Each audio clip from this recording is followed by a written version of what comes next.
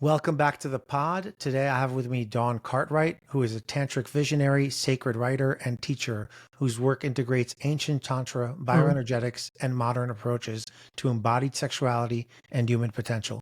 With more than 3 decades of study across multiple tantric lineages and extensive training in psychology, Mhm. meditation, movement, and yogic tradition, she guides individuals into deeper intimacy, awareness, and energetic aliveness. Based in Los Angeles, she leads global workshops and trainings through her Chandra Bindu Tantra Institute, known for its profound experiential approach to Mm. transformation. Welcome to the pod, Dawn. Thank you, Dawn. It's great to be here. Hell yeah, we're gonna have a great time. So, this is a topic that is maybe, I don't know if taboo is the right to describe it, but Mm. how would you describe this topic for people who are slightly getting uncomfortable sweats listening to what we're about to talk about? I think it's really interesting because I feel like sex is something we all are interested in, but like you said, we're all kind of afraid to admit it or afraid to talk about it. And when we start to really understand what sex really is and how we can amplify our experience, not just in pleasure, but also in brain activation, people get very interested. So is that the hook? Is the hook that you're going to get your brain activated, not just your, you know, uh, bodily genitals, so to speak? Exactly, it's both. Usually we think of sex as being something that's just kind of hedonistic. We're doing it because it feels good and it's something we do as sort of a reward for working hard. And what I'm here to tell people is that sex actually activates our brain in these states that masterful leaders, most of my clients are incredible entrepreneurs who've created millions and billions of dollar companies who are learning how to activate their brain using these sexual techniques. And here's the key too, sex isn't just something we do when we're naked with someone else. Sex is a way of developing our ability to sense our inner state and amplify that in everything that we do. So it's both a noun and a verb. It is. So let's talk about shame because oftentimes when you talk Mm. about sex, shame comes up.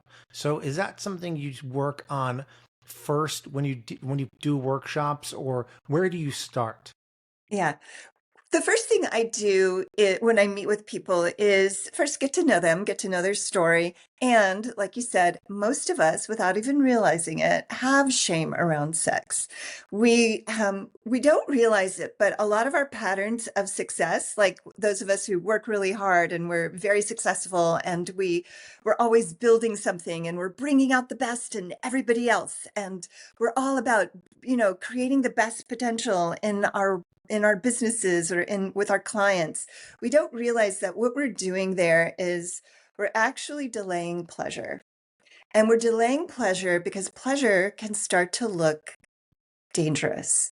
And pleasure starts to look dangerous when we've grown up in a culture that shames us for being sexual. Not only for being sexual, but being someone who is receptive. So many of us, many of the clients I work with come from pretty tough backgrounds, and then they build these billion-dollar companies. And they do that because they know how to put their feelings aside and work really hard to make something happen. But it gets to a point where all of that success is it's no longer hitting the mark. They're no longer getting the reward. And then they start to work more because that does give us a dopamine hit that is similar to sex. But what can happen is when we learn to activate these sexual pathways in our bodies and we learn that the our sexual orgasm actually lights up our entire brain the way that our brains are lit up in flow states, then we can start to slowly make the bridge from shame into mastery with our sexuality. And it's not easy. I work with some brilliant people who actually get panic attacks when they are in the receptive side. They're very good at giving, But when it comes to actually letting go and surrendering, they freak out. Yeah. Yeah. So you talk about sex getting us into flow state. Does that mean people should have sex in the morning? Absolutely.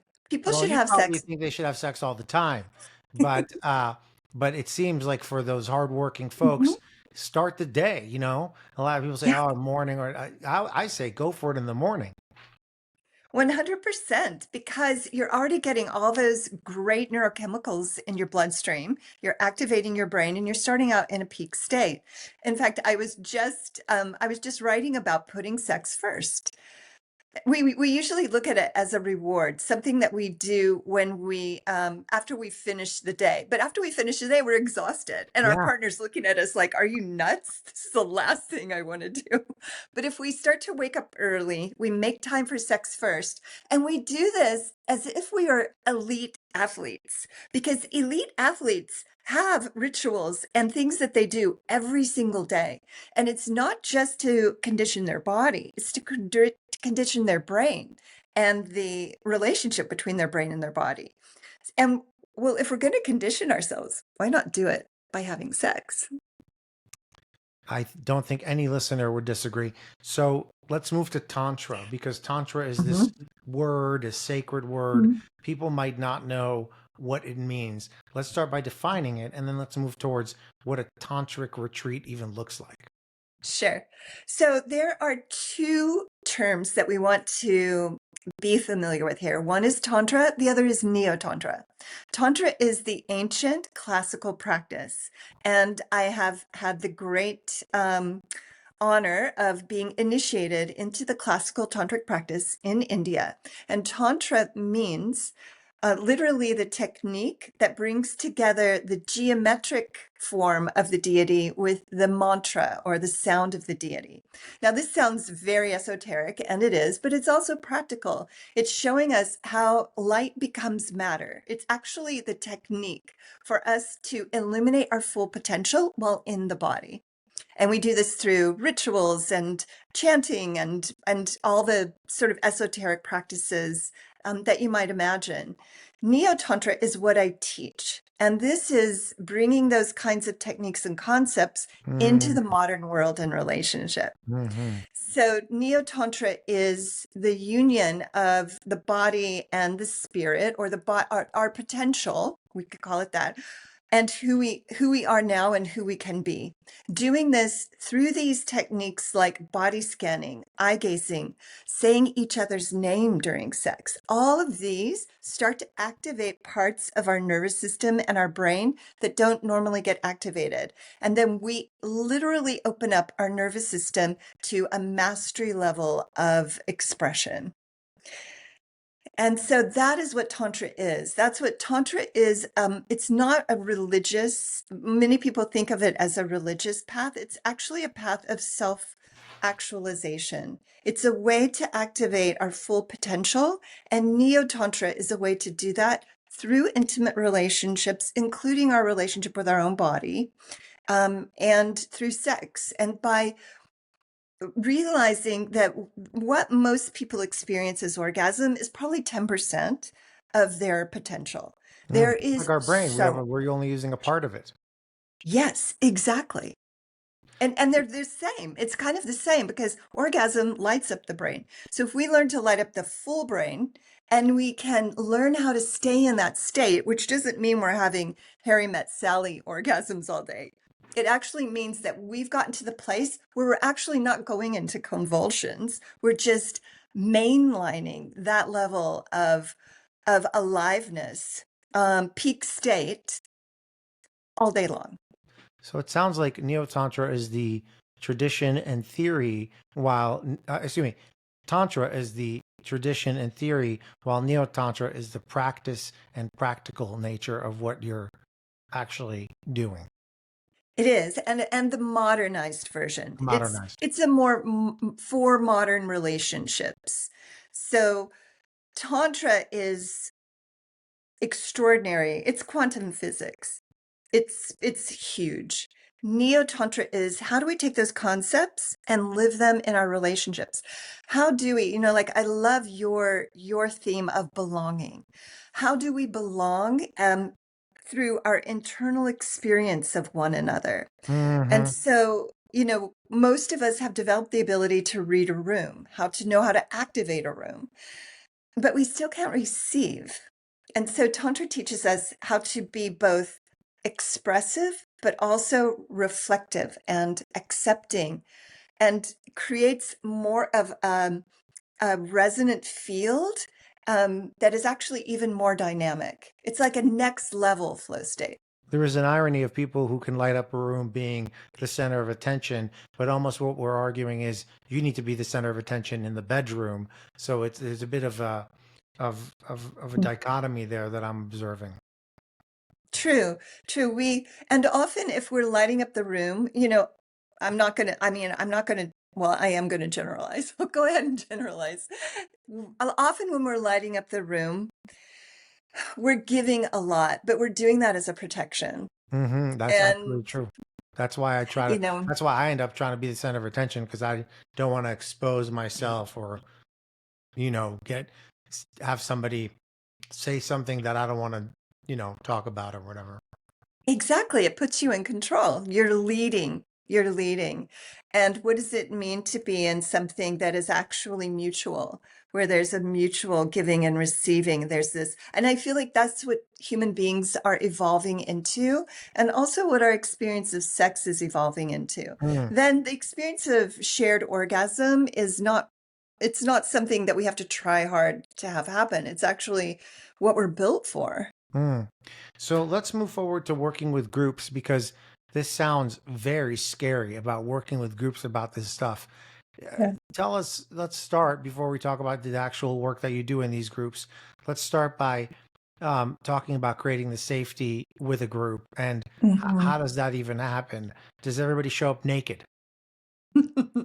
That's such a great question. Whenever someone asks me that, I always inside myself have this feeling that they want to show up naked. So I think, okay, maybe not the first night, but let's see if we can make that happen. No, the idea, I create safety in a lot of ways, and one of them is through environment. You've created this incredible environment with your space. The other is by how I interact with people. So, how I tell them what's going to happen up front. My whole registration process is very grounded and very safe. The people who tend to come to my workshops are super, super intelligent, very, very successful, incredibly attractive. Like, it's because everyone's attractive when that energy is moving, right? So what I find is that safety is created by how I carry myself and also the kind of people that I attract. It's people who are really looking at how they can be the best version of Totally. themselves, and they love sex, and they usually have some kind of issue, like they don't both want it the same amount, or one of them can't orgasm, and there's these issues, and they're there excited to work at it from a glass half full kind of place, right? And then from there we have a beautiful space. I always hire amazing chefs, so that people's needs are cared for. And the workshop is done fully clothed. So the whole workshop, I'm teaching Okay. all the techniques and practices fully clothed. And then people practice naked in their bedroom. They Yeah. can practice in their Yeah. bedroom. Right. Um, Makes sense to me. I've done a Gottman workshop, and Mhm. we talk about relationships, we talk about sex, and then you get this deck of cards, and then they tell you to go try one of them, alone at home, not alone with your partner, and then come back and talk about it. Um, Mm, so, let's get just a little more granular. What does a retreat, a tantric or neo-tantric retreat yeah. look like when Dawn is organizing it? Mm. It starts off very practically in the morning, early, usually 6 or 7. I do a vote. We can start at 6 or 7. We start with yoga and meditation, and we're doing typically doing these very dynamic meditations that wake up the sex center. So we're breathing, we're expressing, we're jumping around the room. It's really, really activating the whole body. Then we take a break for lunch, for breakfast, and showers, and going for a hike or spending time in nature. Then we come back in the morning for another session. And those sessions are usually very somatic oriented, because first we want to wake up. If we can heighten our sensitivity, which means increase our blood flow and oxygen in our bodies, we're going to have a lot more fun in the intimate practices that we do in the afternoon and the evening.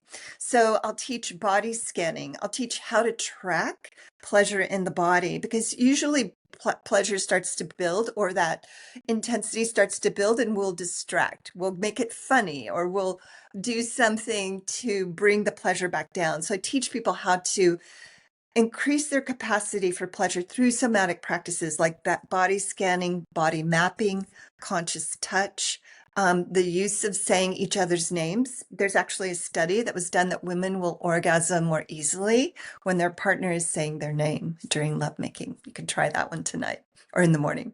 And so do a couple of hours after breakfast. Then we take a long afternoon break for lovemaking, hiking, sitting in the sauna, whatever, whatever.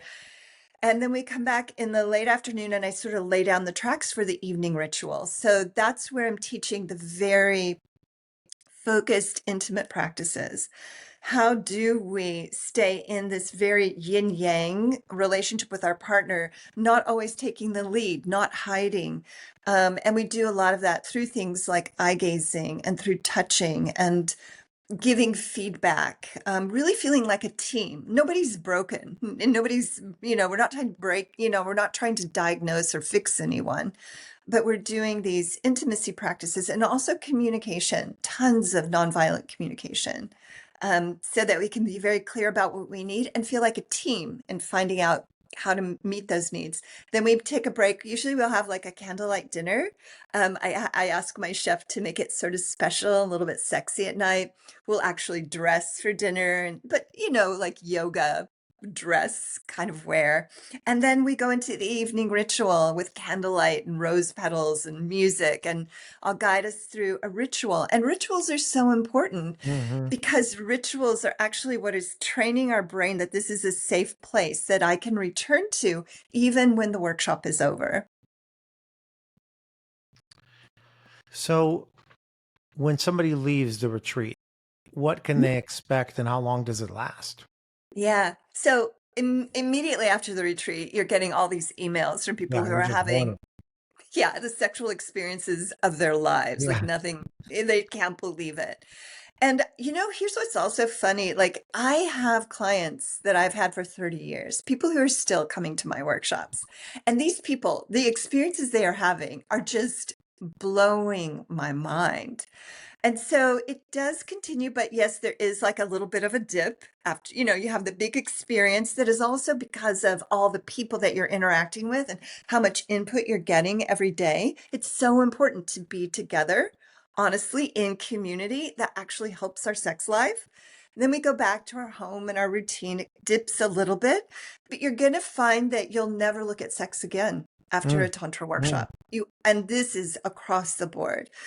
These people who've attended these workshops are not having sex the way they used to, which is just to relieve pressure, or, oh, we haven't had sex in a week, time to do it. The way of having sex is now very holistic. It's something they look forward to, and it's not limited to intercourse. People Mhm. start to realize they can have these little sex snacks throughout the day, that are turning them on, and igniting that desire. Libido is actually something that we can train. Chemistry isn't just an accident or just, some kismet. It's actually something we can train in our nervous system. So by learning how to have these sexual snacks throughout the day, people are experiencing a complete transformation of how they approach sex. So let's talk real quick diversity, and then I want to talk about some practical things. I imagine your workshops and retreats are open to everybody, regardless of Everybody. sexual orientation. And 100%. yeah. Every kind of orientation, every kind of person, every kind of configuration of relationship, like everyone is welcome. And then let's just talk some brass tacks. Um, how many people go to this? What's the ideal number? I mean, it seems like if there were 50 people, it might get a little overwhelming for you and the chef. What's the ideal number for such a retreat? My retreats are small and intimate. So I would say 8 couples to 10 couples, so 16 to 20 people. Um, and I love that because we get a chance to get to know everyone, and it's not sort of this huge marketplace feeling. It actually feels in the group room. Every couple has their own little spot, their own little bubble. And I can give more because I also coach. So I can do more coaching in the feedback sessions when I keep and make it more personalized. So I'm not just delivering a workshop, I'm actually coaching each couple on their particular desire, whatever they want to elevate in their relationship. Now, I imagine something this sophisticated costs a lot of money. How much does it cost? Yeah, typically a week. Most of my workshops, if you're doing a weekend workshop, I would say for a couple, it starts around $5,000, $6,000, depends on Hmm. the retreat center. Hmm. So it's pretty reasonable, I think, for two Yeah. people. You think about if you're For going to go great sex, I away. mean, yeah, I mean, it seems low. Um, Yeah. yeah.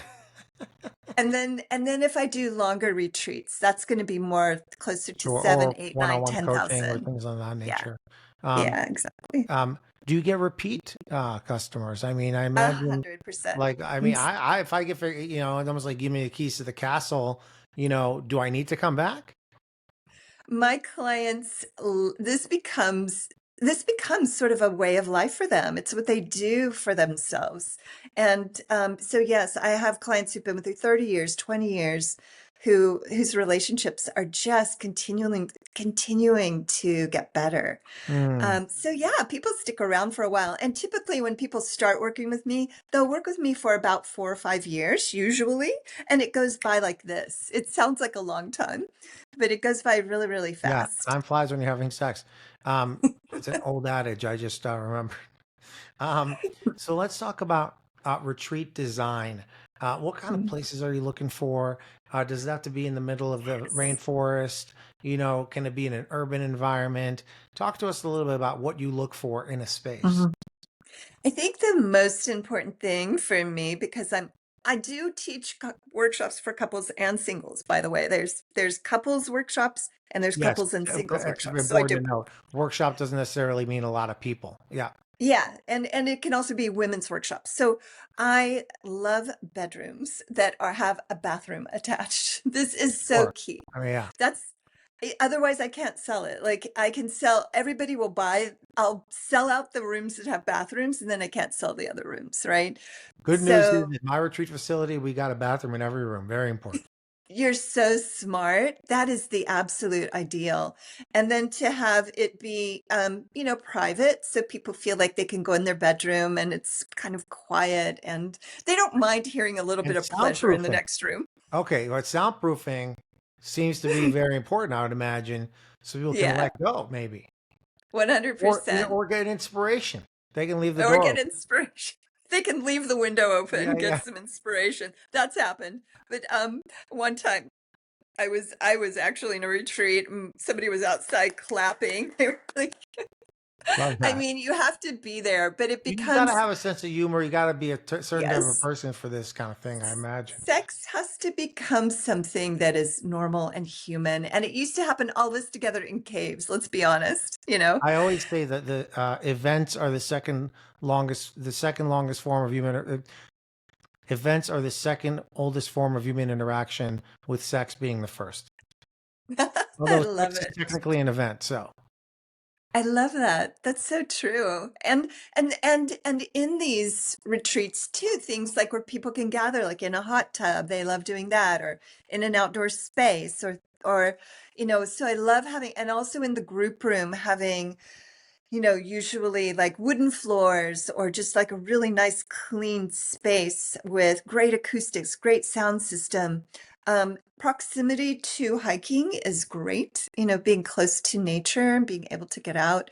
It's also fun. I was looking at your location and I really love the part of Boise that you're in. And so I was thinking that kind of area is nice because we could even have a night where the couples go out to dinner and they go have a night out, and a date sort of a thing for Yeah. especially a longer retreat.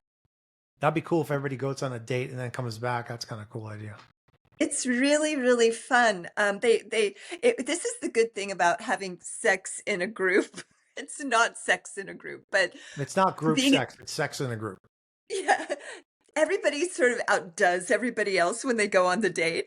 They dress a little more, they live it up. And this is good. This is how we grow together as community.